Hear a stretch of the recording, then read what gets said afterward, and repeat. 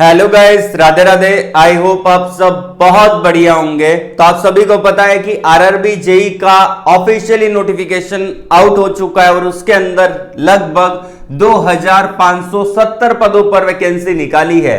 3 type की position है RRB JE, उसके बाद सीएमए और डीएमएस के पदों पर वैकेंसी निकाली गई है। क्वालिफिकेशन आपका डिप्लोमा, बी टेक और यदि आपने बीएससी कर रखा है आपने तो भी आप इसके अंदर एलिजिबल है। सिलेक्शन आपका यहां पे सीबीटी एग्जाम के बेस पे रहेगा। सिलेबस क्या रहेगा, एलिजिबिलिटी क्राइटेरिया डिटेल में मैं आपको बताने वाला हूं। आपके जो भी डाउट है वो इस वीडियो को देखने के बाद सारे क्लियर हो जाएंगे कि आप अप्लाई कर सकते हैं कि नहीं कर सकते। बहुत सारे बच्चों के मन में डाउट होता है कि सर मेरी ब्रांच अगर सिविल है तो क्या मैं इसमें एलिजिबल हूं, तो वो सारे डाउट यहां पे मैं आपके क्लियर कर दूंगा। पूरा प्रोसेस आपको बताऊंगा, तो वीडियो को अच्छे से पूरा देखिएगा। और यदि आपने अभी तक हमारे चैनल को नौकरी वाला को सब्सक्राइब नहीं किया है तो आप इसको सब्सक्राइब कर लेना। अगर आप आईटीआई, डिप्लोमा, बी टेक, आपने अगर एमईएम टेक कर रखा है तो इस चैनल को सब्सक्राइब कर लेना, ऑल वाले बटन को प्रेस कर लेना। यहां पे आपको टेक्निकल एग्जाम से रिलेटेड, टेक्निकल जॉब से रिलेटेड यहां पे आपको अपडेट मिल जाएगा और हर जॉब का अपडेट यहां पे मिलेगा, तो सब्सक्राइब कर लीजिएगा। तो लेके चलता हूं यहां पे आपको डायरेक्टली सबसे पहले ऑफिशियली नोटिफिकेशन की तरफ। देखिए ये इनका एक ऑफिशियली नोटिफिकेशन है, एक शॉर्ट नोटिफिकेशन आउट किया है। एम्प्लॉयमेंट न्यूज़पेपर, रोजगार समाचार पत्र के अंदर ये नोटिफिकेशन डाला गया है। इसका जो अप्लाई प्रोसेस है वो स्टार्ट होगा यहां पे 31 अक्टूबर से और लास्ट डेट रहेगा 30/11/2025 तक आप इसको अप्लाई कर सकते हैं। 1 महीने का समय यहां पे दिया गया है, ठीक है ना। उसके अलावा यहां पे बात की जाए कि आपका क्वालिफिकेशन और क्या रहेगा, मैं आपको मोटा मोटा यहां पे बता देता हूं। उसके बाद अलग से मैंने एक पीडीएफ बना रखा है, उसमें मैं आपको डिटेल से बताऊंगा, ठीक है। अब देखिए यहां पे 3 टाइप की पोजीशन है। पहला आपका जेई के पदों पर वैकेंसी है, दूसरा आपका यहां पे सीएमए के पदों पर वैकेंसी है, तीसरा यहां पे आपका जो रहेगा डीएमएस के पदों पर वैकेंसी, डिपोट मटेरियल सुपरिटेंडेंट का पोजीशन रहेगा। अब इसके अंदर लेवल 6 का आपका सैलरी मिलता है 35,400 से इसकी स्टार्टिंग है। 18 से 33 साल की आपकी एज लिमिट है। टोटल जो पोजीशन रहेगी 2570 पदों पर वैकेंसी है। ये काफी कम है लेकिन ठीक है, निकाला इन्होंने ऑल आरआरबी को मिला के, जितनी भी आरआरबी है उन सभी जोन को मिला के 2570 पदों पर वैकेंसी निकाली है। ये सारे आपके जोन दे रखे हैं जो कि आप स्क्रीन पे देख पा रहे हैं, ठीक है ना। तो नोटिफिकेशन का जो आपका नंबर दे रखा है 05/2025, ठीक है, CN 05/2025। अब मैं आपको इसका एलिजिबिलिटी क्राइटेरिया को डिटेल से समझा देता हूं। बहुत सारे बच्चों के मन में डाउट होता है कि सिविल वाले एलिजिबल हैं कि नहीं है, ठीक है ना, वो हम सबसे पहले जानेंगे। सबसे पहले इसका एजुकेशन क्वालिफिकेशन, कौन कौन सी पोस्ट के लिए कौन कौन सा आपका क्वालिफिकेशन रहेगा वो जान लेते हैं। अगर आप अप्लाई कर रहे हैं जूनियर इंजीनियर के पदों पर तो मिनिमम क्वालिफिकेशन रखा गया है। अगर आपने डिप्लोमा कर रखा है या फिर बी टेक कर रखा है तो आप एलिजिबल है। लेकिन यहां पे इलेक्ट्रिकल, मैकेनिकल, ठीक है, उसके अलावा एसएनटी, ठीक है, और उससे रिलेवेंट सारी ब्रांच एलिजिबल है।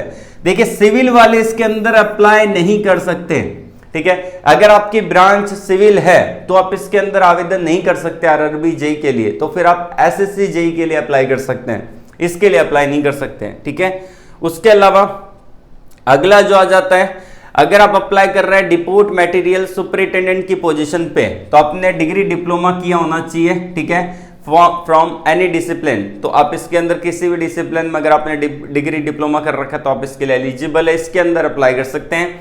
Chemical supervisor and metallurgical supervisor की जो पोजीशन आती है उसके अंदर bachelor degree in science with physics chemistry आपका होना चाहिए। जिन्होंने बीएससी कर रखा है, ठीक है ना, वो कैंडिडेट यहां पे एलिजिबल है। परसेंटेज क्राइटेरिया 55% होना जरूरी है, ठीक है।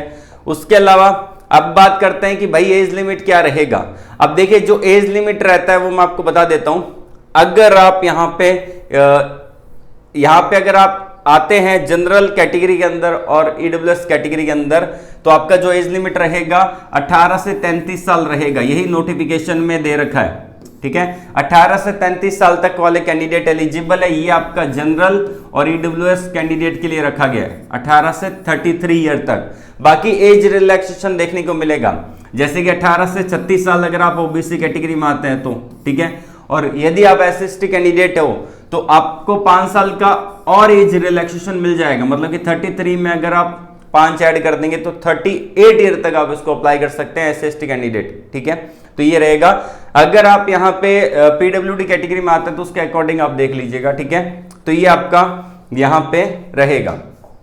उसी के साथ साथ अगर बात की जाए यहाँ पे कितनी वैकेंसी है तो उसके बारे में मैं आपको पूरा डिटेल बता देता हूँ। टोटल वैकेंसी 2570 पदों पर हैं, जिसमें जूनियर इंजीनियर के 2312 पद हैं।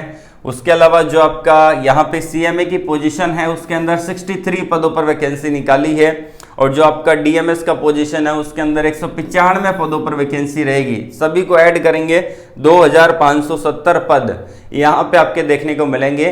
सारे RRBs को मिला के इतने पद निकाले हैं, बहुत ही कम है लेकिन निकाला है, फिर भी ठीक है। अब सिलेक्शन प्रोसेस कैसे होता है, ठीक है ना, तो यहाँ पे जो सिलेक्शन होता है वो आपका CVT एग्जाम फर्स्ट होगा, CVT एग्जाम सेकंड होगा, उसके बाद आपका मेडिकल एग्जाम होगा, डॉक्यूमेंट वेरिफिकेशन होगा, उसके बाद आपको ज्वाइनिंग लेटर मिलेगा। तो स्टेज फर्स्ट रहेगा CVT एग्जाम फर्स्ट, ठीक है ना। ये आपको क्वालिफाई करना पड़ेगा CVT एग्जाम सेकंड में जाने के लिए। CVT सेकंड में जाने के लिए इसको क्वालिफाई करना पड़ेगा। बहुत सारे बच्चे एग्जाम देंगे, CVT फर्स्ट में जो क्वालिफाई होंगे वो CVT सेकंड एग्जाम देंगे। CVT सेकंड के बाद आपका डॉक्यूमेंट वेरिफिकेशन होगा, उसके बाद मेडिकल एग्जाम होगा। ये 4 स्टेजेस रहती हैं RRB JEE के अंदर। चारों स्टेजेस आपको क्लियर करनी पड़ेगी।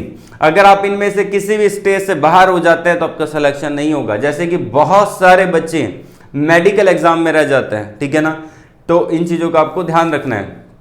अब डेट क्या है, इंपॉर्टेंट डेट मैं आपको बता देता हूं।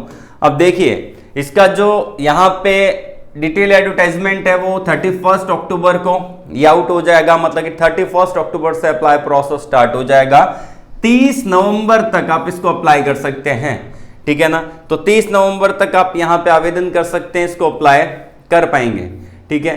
और अब बात करते हैं कि इसका जो यहाँ पे रहता है कि इसके जो प्रीवियस ईयर के क्वेश्चन पेपर हैं, ठीक है, वो सभी मैं आपको प्रोवाइड करवा दूंगा। प्रीवियस ईयर के क्वेश्चन पेपर आपको कहाँ मिलेंगे, आपको हमारे टेलीग्राम चैनल पे देखने को मिल जाएंगे। वहां से आप डाउनलोड कर सकते हैं, या फिर आप हमारी ऑफिशियली वेबसाइट गवर्नमेंट जॉब्स वाला गूगल पे सर्च कर लेना। वहां पे आपको इसका डिटेल में और डिटेल में अगर आप इसका मेडिकल स्टैंडर्ड जानना चाहते हैं तो वहां पे पूरा एलिजिबिलिटी क्राइटेरिया का आर्टिकल लिख रखा है, तो उसको जाके पढ़ लीजिएगा। कोई भी डाउट होता है कमेंट बॉक्स में कमेंट करके पूछ लीजिएगा। अभी इसका अप्लाई प्रोसेस स्टार्ट नहीं हुआ है, जैसे ही इसका अप्लाई प्रोसेस स्टार्ट होगा मैं आप लोगों के लिए इसका अप्लाई का वीडियो भी बना दूंगा, ठीक है। तो अगर अभी तक चैनल को सब्सक्राइब नहीं किया तो उसको सब्सक्राइब कर लेना, आपके काम की वीडियो आती रहेगी। तो आज के लिए बस इतना ही। ऑल द वेरी बेस्ट, जय हिंद।